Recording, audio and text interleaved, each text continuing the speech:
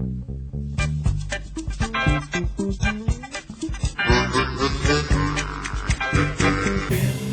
Jones, Indiana Jones, Indiana. It's a podcast about Indiana Jones. Every movie, 1 minute at a time. Indiana Jones, Indiana Jones minutes.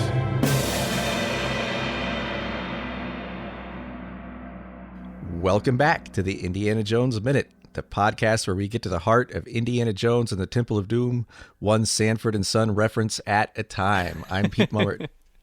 I'm Lamont. No, I'm sorry. I'm Tom Taylor. I'm Jerry Porter. And today we're joined once again by our friend Grady. Just kidding. We're joined once again by Alien Minute co-host and Kansas City Royals fan extraordinaire, John Ingle. Welcome back to the show, John. Thanks for bringing that up, Pete. At the time of this recording, my Royals just completely shellacked your Giants on their home field. But that doesn't mean you need to bring up 2014 World Series. So let's not go there. I just want live in the present. Come on, Pete. I'm just playing with my action figures while you guys talk about this. Are they swinging little baseball bats? No, they got little blasters and little bullwhips and stuff. And one of them does have a little Giants cap, though. Oh, that's true. Yeah. Is that what that is? All right. Well, let's talk about minute 107, which begins with a man falling off of a cliff into an alligator farm and ends with Indy shaking a bridge hanging off of the side of a cliff. And this minute starts with kind of a weird little continuity thing. You don't say. Well, before Indy climbs up, there's a thuggy guard that's kind of hugging Mola Ram as they're hanging on the bridge. A thuggy hug. Yeah, a thuggy hug. And he was either hanging on for dear life or just because he likes hugging. Sure. And then the next shot, the guy is completely gone and out of sight. My initial thought was continuity error, but then I was thinking back how we were talking about how did Mola Ram get across the chasm, all this stuff. So maybe this is confirmation that the Thuggy have learned the ancient art of yogic teleportation. Ooh. Oh, I like That's that. Like a doll sim. Yeah. Yeah, that sort of thing. And it is actually a thing that man. like Indian yogis claim to be able to do. So. Well, I'm just looking at it. Don't they? Yeah, I guess the guard is gone by the time Indy reaches him. Is that what you mean? Yeah, but he's supposed to be like further up, like he's skedaddled way far up the ladder. Yeah, like instantaneously. I mean, he's still technically there. He's just sort of inexplicably higher up. Yeah. Yeah. Oh, is he the guy who gets chucked later on, maybe? Yeah. I think. And then Yeah, he did he just is, climb right? up a lot? Okay. Yeah. Yeah. Yeah, but it is kind of strange. He had to like really, really scamper up really fast. Yeah. Hey, Yeah? Pete, Yeah. Oh. with I was so excited. with Professor Christy Porter absent this minute, in a pinch, you're our in-house boot specialist. What kind of boots does Mola Ram have on? Black? Yeah. That's a good question. They're black. Black boots. I wasn't prepared for this. Yeah, no, I hear you. I kind of put you on the spot. This minute we have some real foot grabbing. Yeah. Yeah. I was sort of expecting him to try his Pat Roach foot twist move again, but he didn't really go for that. I guess you need two hands for that. Well, we have. I can bring something up about some other footwear issues, though. Is that Willie Scott suddenly has shoes? Yeah, she's got sandals on. Yeah, she didn't have shoes before, and I was That's wondering, right. did Mola is because we surmise that maybe Mola Ram is just kind of a nice guy, and he's out to get the British out of his out of the area. So maybe he brought some sandals for Willie to put on, and so right before they get on the bridge, he pulled them out of his little knapsack. He's like, "Oh, here." Here you go. That's I nice. wouldn't want you Yeah. traipsing around the countryside. Yeah, might get a splinter. Yeah. Especially with the dry season, you can get those, those kind of burrs. Oh, sure. Yeah. You don't need that. This is though, like I mentioned last minute that I thought I was wondering if they had superpowers granted to them by Kali and Shiva, like as sort of a proxy war, because this fight that starts here really does seem like a superhero fight. Yeah. Yeah. You know what? Something about this makes me very angry. And it's all my anger is directed at Shorty because oh my God, thank you. Okay, good. We're on the same 1984. Yeah. For all of Shorty's preachy, you listen to Suwa Mu Me More nonsense. Uh-huh. You know who actually does listen to Suwa Mu Me More? It's Mola Ram. Right. Because, right here, Mola Ram is just playing slug thug. Yeah. He's kind of a scrum chum, just, trading blows, slug thugging. Yeah. Until preachy ass Suwamu Mimor says, "Indy, cover your heart." Yeah. And only then, does Mola Ram, try to de-heart Indy. And it really makes me mad at Short Round. And he's, and later, if everybody lives, there's going to be one of those, self-righteous Shorty, admonishments where he's like, you should have listened to me and covered your heart. In the same way that should have, take the left tunnel when we're 50 feet past the bisection. Right. Yeah, I had the same note about whether he's presaging the idea of the heart or giving the idea to Mola Ram. I honestly think, the intention was that he was predicting or he thought of it and luckily kind of saved Indy's life by luckily remembering that and then telling him that. And then I think they edited it poorly. I think there's a little or there should have been a small snippet of his hand starting to raise or something that would have shown us that Mola Ram had the idea first and Shorty was quick enough to notice, but it's kind of a drop ball a little bit because it just kind of seems like almost his eyes brighten, Mola Ram's eyes brighten a little bit when Shorty says it oh yeah, I'm a heart snatcher. I forgot. I'm just going to snatch this heart. So, I think you're right on that. I just think it's another case of, I don't know what it is about this movie. There's the editing choices sometimes are just a hair off, and it could have been so much better of a movie maybe. Now, had they probably been a little bit more fine-tuned. Yeah, they're like a whole head of hair off. Yeah. I mean, because I'm not a guy who pays attention to movies. I sit there and I'm like, I'm going to watch a movie. This is going to be fun. Mm-hmm. And I'm barely turned on anyway. So I pretty much just turn off. And I notice all the editing flaws and errors and in Temple of Doom particularly. Yeah, because they're egregious. They're I think we just called it. It's just lazy. I would argue that it was more about like a Captain Steubing head of hair off. I don't think it's. I think so too. And thank you for saying Steubing. Yes, and it's that was purposeful. It's a lot off, but at the same time, Captain Steubing was so much fun, such a great captain. It didn't really matter, right? So anyway, that's a bad analogy, but I think that the movie is enough fun to me that it's engaging and I forgive it the flaws, but it's like, man, there's so many things. I mean, there's a big thing I'd like to talk about in this minute that I think would have made the movie like a world better.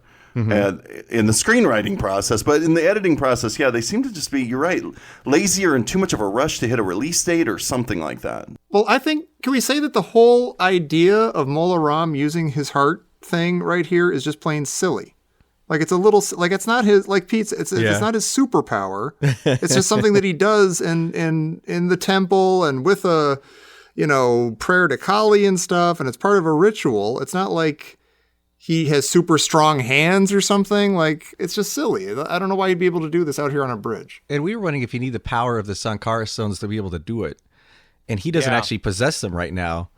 But then maybe they work kind of like Wi-Fi. Like if you know the password and you're in the general area, like you get to still tap into them. I got to say, I think, it always made me wonder too. I always asked, can he just do that? Did it not require the whole procedure that we saw in the temple? Right. But Pete, you mentioned the yogic teleportation technique, and then you can imagine how many times you've seen the supposed yogis levitating and all these sort of supernatural things. And I really think it's supposed to be just a thing that we could all do if we just threw away those blocks that we have in our consciousness through yogic discipline or whatever it might be.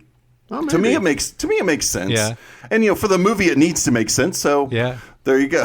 There's something that makes it work for me a little bit. It's like the Force before we got the midichlorians. Right, exactly. Oh, I just got sad. I got depressed. Wait, why does that make you sad? Oh, Just because you said Peter. midichlorians, maybe.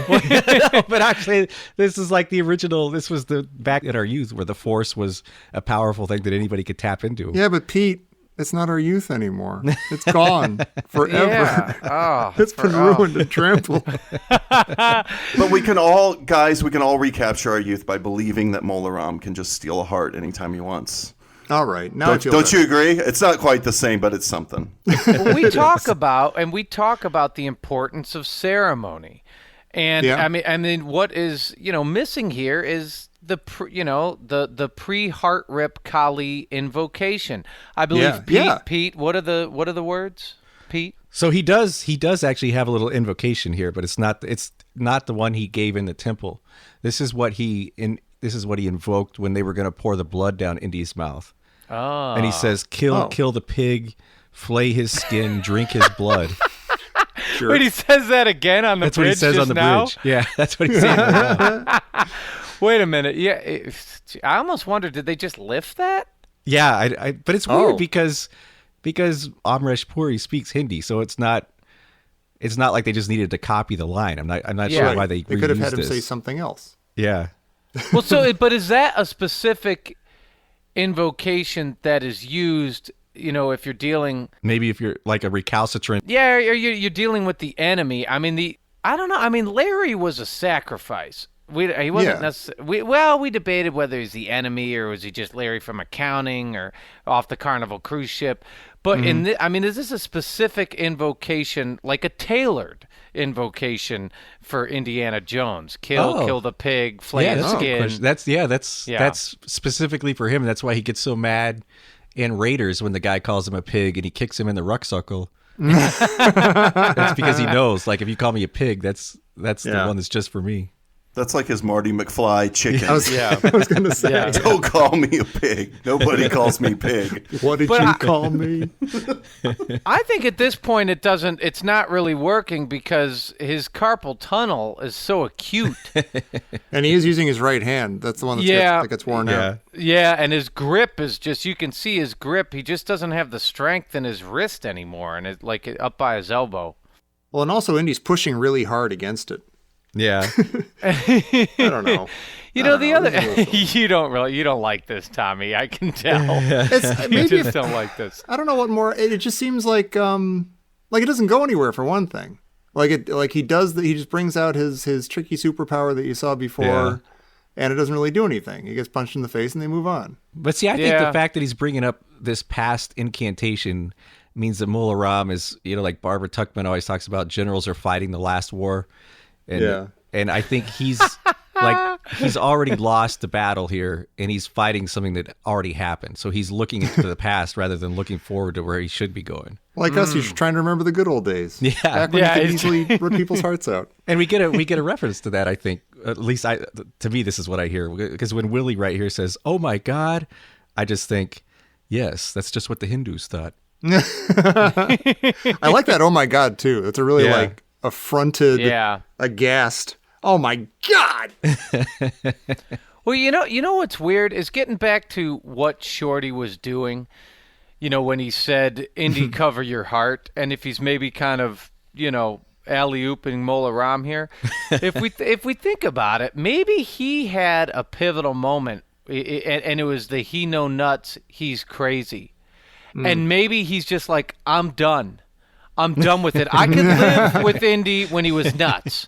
He was frivolous and he was kind of, how did you describe him, Pete? He was kind of, bouncing around, and there's sort of a frivolity in there. But crazy is something else, and I'm not going to live with that anymore. I've already been an orphan on the streets, for 3 or 4 years.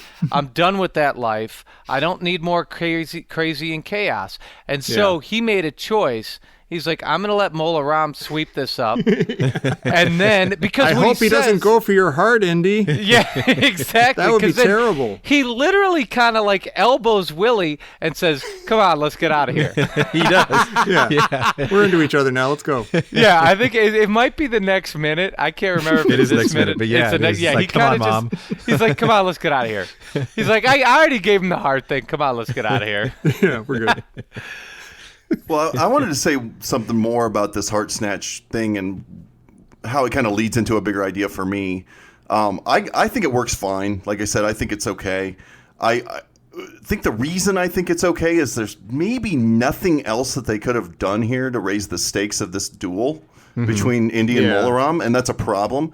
While I like the bridge cutting a lot, the set piece that comes from it, which is dangling from a ladder, is extremely limited. Like there's very little other than people falling and being thrown, and then having a guy who can steal your heart out of your chest trying to do that. There's very little to raise the stakes here. So I think they kind of painted themselves into a corner with this set piece. But what's additionally problematic to me is that we have this duel, and without Pete's theory that this is a proxy war between gods, it really doesn't have much to it. It's kind of a vacuous duel for the third act of a big action adventure movie, because there really isn't much other than Indy going into a bit of a trance, for a period of time, which has its own value. There's not really much of an antagonistic relationship between Indy and Mola Ram. They're just kind of like, oh, I saw him pull a guy's heart out. He captured me and he made me into a villain for a while. Yeah. But there really isn't any interaction. There's no power play that occurs or anything that really establishes them as antagonist, protagonist. And I think, and Pete, you mentioned that you had this similar note. I think the value of this could have been raised considerably had Mola Ram been the guy in the glasses at the at the Pankot Palace had been Cheddarlaw, and now he didn't necessarily have to even be Cheddarlaw. I actually think Cheddarlaw could have still been a character too. It's kind of perhaps a secretary assistant, somebody who's a disciple, in a benign sense at Pankot Palace, sitting next to him having dinner, agreeing with everything that Mola Ram or whatever his character's name would be there would have said. And then when we get into the temple, we see them both. Yeah. And there's Mola Ram. He's like, that's that guy that I, had dinner with, and he just stole a guy's heart. Now, right there, that's a huge, that would be a huge midpoint twist for your movie. There really isn't one. The midpoint twist of this movie is that there's a Temple of Doom and that there is a guy who steals a heart out of the chest. The person that does it is no value, right? So it would have been so much more had Indy met him. And then in the next minute, I'll bring up why I think Cheddarlaw could have been a sidekick to Mola Ram. That would have been more value, because what do we get? We get Cheddarlaw. He gets pinned underneath a wheel of handles, and then he rolls over, and that's the last we see of him, right? I'm just rewriting the movie here, and I find that can be kind of obnoxious, but I honestly think that they kind of dropped the ball. Had I've been a Brian De Palma or somebody who's a cohort of Lucas and Spielberg that was often given scripts by them for notes, my first note would have been, this villain has no value. Why don't you combine these guys? Why don't you have this thing happen so that we're establishing an actual relationship between Indiana Jones and the villain? So when we get to this third act duel, it has a lot of stakes, and we don't have to resort to cheap tricks with heart snatching. Even that would work more too, right? Well, you also kind of hit on it last minute when you were saying, you made the comparison between the Ark and the Stones, and we were like, this is kind of, Indy doesn't have a lot of, I think at the core of this movie, part of the issue is that he sort of stumbles into this adventure or this issue with the Stones and with Mola. He's just sort of wandering through it. He doesn't have any personal stake in it. He's not interested in it at the beginning of the movie. He's not, it's not his thing. He's just sort of I got to get to Delhi. I guess I got to deal with these Stones and I got to deal with these kids. And, it's not his thing at all. He's not connected to it at all. Which is a good starting point. I think that he gets to Pankot Palace and he's in that mindset. And then they sit down to dinner. And let's say Mola Ram is this, seemingly like this English educated guy that Cheddarlaw is. Yeah. And they start having a discussion about the Stones. And he's hinting at things. Mola Ram is hinting at the importance of the Stones. Oh, no, I understand the importance of them. Where he's really talking about this darker purpose. He's shrouding it with intellectual conversation, and Indy starts to see the value in them. You know, things like that, where even the villain is actually giving Indiana Jones his motivation to get the stones. And then that gives this moment that we're going to have here in a couple of minutes where they're yanking at the bag, each with different reasons for wanting the stones, like so much more value again. Like, I just think that this scene there wasn't enough of a foundation built beneath the relationship between the protagonist and antagonist to have this be a strong third act conflict. I think that there could have been so much more. I'm kind of at the end of the movie already. I'm kind of thinking, no, the bridge thing was the peak, and now this should be raising the stakes and escalating the movie, and there's really no way to escalate it anymore. Yeah.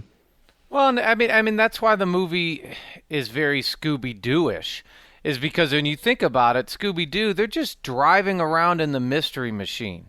They're not necessarily going any place. They're not, in Raiders, they specifically came to Dr. Jones because they knew, he knew Abner Ravenwood, and he was the expert on the Ark of the Covenant and those things. In this, he's just driving around the mystery machine. Which I think is a fresh idea. Yeah, it could work, but he's not invested. It's what you're saying. He's not really invested, and he's certainly not invested. I mean, it's unfortunate, but yes, you're right. There isn't that much of a, power play or something. We don't see Mola Ram till an hour in, and then as we've discussed, once we do see him, we really don't know much about him. And then what could have happened is split between him and Chatter Lal. Like, whatever energy we have for the bad guy or the evil guy or, the guy we want to see get punched off a bridge and ripped into pieces by, crocodiles, that's just kind of split and fizzles. That's to me, that's the biggest tragedy of the movies. We get two halves. Each character is a half of a great character, but they're both Mola Ram's missing a beginning, and he's missing, like John, you said, that relationship with Indy. If he'd only been at the dinner table, it seems like that could have made this such a different conflict here. And then Chatter Lal, we raved and raved about what a great character he was, and the way he interacted with Indy, and then he just fizzles. He just disappears. Yeah, completely. And Jerry, I'm with you. I mean, as the movie is established as this Scooby-Doo idea, it doesn't really grow out of it, and that's a problem. Yeah. To me, I think it's a fresh starting point. Especially, I mean, I kind of cringe at talking about this movie as a prequel.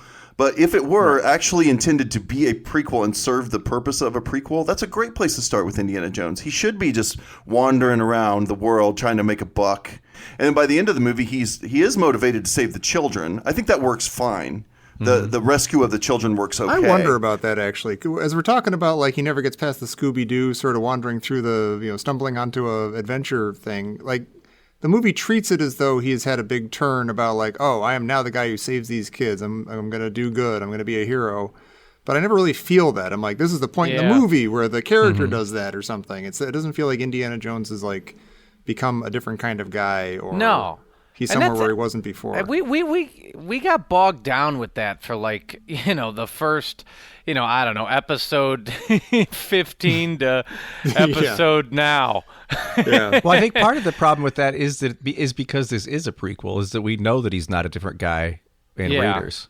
Like, we know that going in, that he's not a different guy. But you're gonna always assume, even if he's a bit of an he's gonna free the kids. That's what the problem with it was. Even an is going to put the kids, now he's not going to just take the stones and leave them enslaved and then get back to Mayapur or wherever he's going, get back to Marshall College Museum and be like, boy, I got some problems over there in India. Yeah, I hope somebody does something about it. Yeah.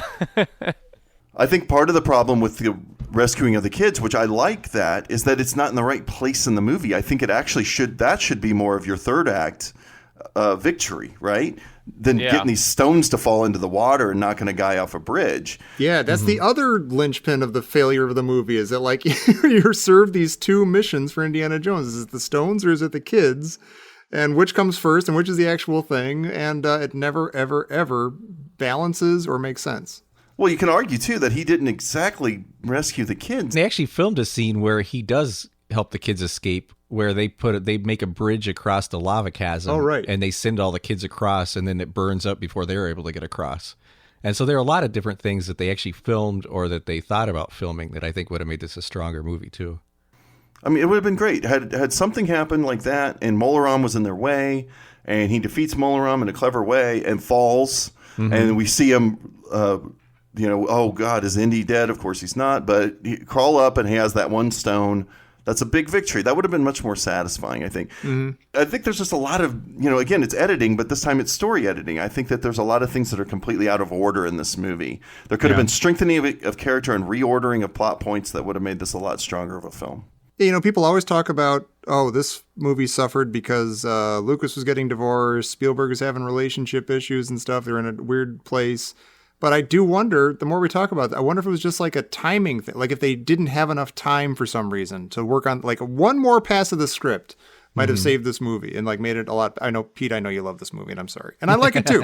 But it does have a lot of problems. And I think a lot of those could have been solved by one or two more hardcore passes through the script and like just tightening up a lot of this stuff. No, I mean, I agree. I do love the movie. And I think it took a lot of chances where a lot of movies wouldn't have. And I think part of the glory of this movie is like some of the crazy stuff they did do that we'll probably never see again. But I do concede that there are some issues with it. Well, I kind of, on the same point, I agree. I like this movie a lot. It's my second favorite. I like it better than Last Crusade. And the main reason is because it's got balls. They actually had balls making this movie. They took a lot of weird chances for a mainstream film. And I always respect that. I will take that over perfection, like refined filmmaking any day. Which is what you're going to get in your next movie. There's going to be, I don't know how many times you guys are going to talk about how kind of vanilla a lot of the choices in Last Crusade are. Right. So I'll take, crazy, some crazy mixture of flavors over vanilla any day. Even if it's highly flawed. Even though Last Crusade goes down a little easier, that's the problem. I mean, that's why I don't respect it as much. You're sort of redigesting something you've already digested with Last Crusade. I liked this last time. I'll probably like it this time. Yeah, I mean, they're like, we're going to have it, like, not in the Star Wars sense, but we're just going to have a crazy fever dream of a movie, and we're going to take all kinds of crazy chances, and we'll see what lands. And I think it's fascinating. And we have talked, I mean, we've joked around a lot about, too, like, especially Jerry, about, a lot of the flaws in this movie are because Harrison Ford hurt his back. But I legitimately think a lot of flaws in this movie are because Harrison Ford hurt his back. That is true. Yeah. There could have been some of that. They were looking for a summer release. They got a release date to hit, and somebody your star hurts his back, and it throws the schedule off, and you have to reshoot this and that. It just throws everything off. So it could be a lot of that. Could be. It is very unshortsmanlike conduct for Shorty to stand by idly. Yeah. While Indy is, and Willie too, for while Indy is getting his chest ripped open. God, that's a really good point. I didn't even think of that. Yeah. He should just like drop and like land on Mola Ram and do whatever he can to save Indy. And especially we've already established, like Willie knows that's kind of what Shorty does. Like he's always like, I have to help Indy. Yeah. And at first, she collared him the one time, and then she's like, okay, go ahead. And so this would be one of those scenes, like you'd almost expect Willie to be like, aren't you supposed to be helping Indy right now? Isn't this what you guys bond over? This is Shorty's first rebellion. Yeah. This is another limitation of the set piece, right? Like there's really only one thing he could possibly do, and that's kind of, it would be kind of ridiculous. I mean, like he looks down. He just looks down. Yeah. And they show him like just looking down. But that would also raise the stakes. Like if Shorty were to come down and start fighting and then he's in danger, that does kind of raise the stakes a little bit more for Indy. Yeah. As far as limited choices go, like that would have been a pretty good one to take here. That would have, again, raised the stakes because, like you said, Tom, the heart reach in, the heart snatch doesn't pay off. So why not interrupt it? Instead of having it just not pay off, how about interrupt it with something? How about having it not pay off for a reason because it didn't something escalates it? Yeah. Because the true hero drops into the fray and exactly saves everybody. That Tom, I'm gonna say that I didn't think about it. That makes me sad. No, the heart how many thing sad doesn't. Bills we had in this one? Yeah, the heart. It doesn't pay off. He grabs his heart. Mola Ram is using his right hand. Indy's using his left hand. He grabs his heart. And the only reason he doesn't get his heart, ripped out of his chest is just because. Just because, it's the Hulk Hogan defense. He just pushed super hard. Yeah. And got his hand off him. The only way it would have paid off. The only way it would have paid off is if he, uses Mola Ram's hand to like punch him. He punches Mola Ram with his own hand. If like the hand had still been in the grabbing position and he punched him in the face and he pulled out his own brain or something. That would have been Or if maybe Mola Ram reached in Indy's heart, his chest cavity and rooted around and didn't find anything. Huh? Yeah. This guy's a jerk. I'd be like, yeah, see? Just pulls out a chunk of coal. Or pulls out like a chunk of, would have been a chunk of gold. Just a big block of ice. Snapshot of Marion. Oh my God. Does that work though? Can you punch a guy with his own fist? I doubt it. Like a really strong guy? You can when you're a kid and you're a bigger kid than the other kid, yeah. I feel like you can if you're powered by Shiva. Yeah. Yeah. Wrapping up this whole minute at second 54, we have our final, oh my God, my disgustingly bruised heart pulp second. Oh God, yeah. Right? Yeah. And where Indy's grabbing his chest and he's grasping and he's like, oh my God, and it's just one more disgusting second about, myocardial disgust. And I'm wondering, like, what would happen right now if you took an MRI of Indy's chest? Oh. Like, what would it look like? Well, does the attack, even if you don't reach in, does it cause internal damage? Like, is that why because he's in a lot of pain? Yeah, that's what I'm wondering. It sounds like there's like a cracking sound when Mola doing that. It's like macaroni grilling. There is. It's like a sizzling bacon macaroni thing going on. Yeah, you'd have to crack through the chest. I mean, there's got to be some there's rib cage or He's sternum. Like sizzling through the chest. Yeah. Literally sizzling. Well, that's kind of like we talked about on Alien Minute how the chest burster gets through. In that case, it's just I theorize that the chest burster spits little bit of acid just to weaken the chest cavity. Oh, there you but go. in this case, it would have been more like Kali magic, super hot Kali magic burning through or something. Yeah, right.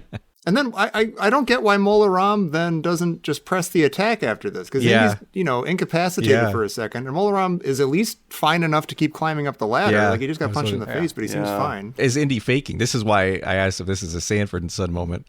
Because it's complete. Like he's grabbing his heart and he's doing, "I'm coming to join you, Marion. This is the big one." Sanford and Son. Which was exactly what I was going to say until you threw that Royals fan thing at me. Had you just introduced me, I was about to have the big one right here on air, but it didn't work out. You threw me with the Royals fan thing. Come on. But it's kind of a crazy moment when he grabs his heart like that. Like, is he really incapacitated, or is he just kind of stunned that it didn't kill him? Or like, what is it that hurts? Is it his rib cage, or is his circulation stunted? I think that it hurts. I think it's bruised. Yeah, I think a strong guy was just trying to reach into his chest. Yeah. Okay, so it's just like his chest fascia. Or whatever, if you need to. However you want to say it. I mean, there's thin layers of muscle there. There you got your pectoral muscle, and then over the clavicle. I mean, I think he's just a little bruised. I also think there's just a performance obligation here. He can't just act like nothing happened. So even if it doesn't make sense, you got to show some sort of. It's at least slowed him down a little bit. So yeah. Well, maybe his circulation is dipped and like his blood pressure's low. Mm-hmm. Yeah, and we do see him kind of shake a little bit. Wait a second, did any of you guys see that super weird kick? Oh, where? Second, it's like 51, and it's just I wasn't gonna point it out, but now we're here.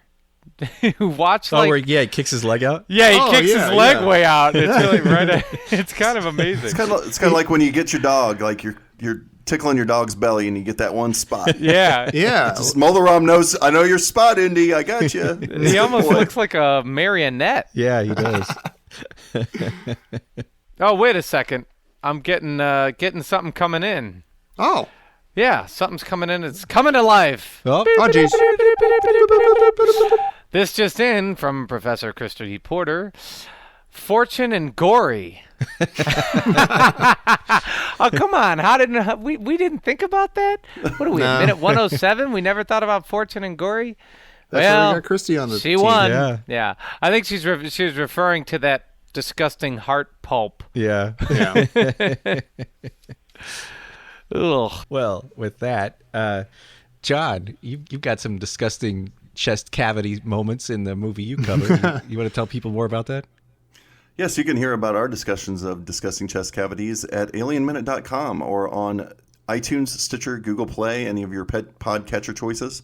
You can also see our discussion. We have a Facebook page, Alien Minute Podcast Facebook page, or come over to Twitter at Alien Minute Pod. Yeah, definitely check it out. It's a fantastic show. And Jerry, what about if people want to check us out? They should first say Slug Thug, and then come to the IndianaJonesMinute.com website. Okay, Grandma.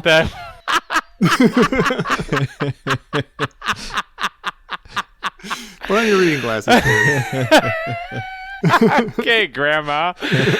Actually, forget that. Just come to the Indiana Jones Minute Listeners Crusade, and you can call me Grandma all you want. Yeah. Everybody can call me Grandma. It's our Facebook page where we discuss all the things that are right about this movie and a couple, Captain Steubing hair head things that are wrong about the movie.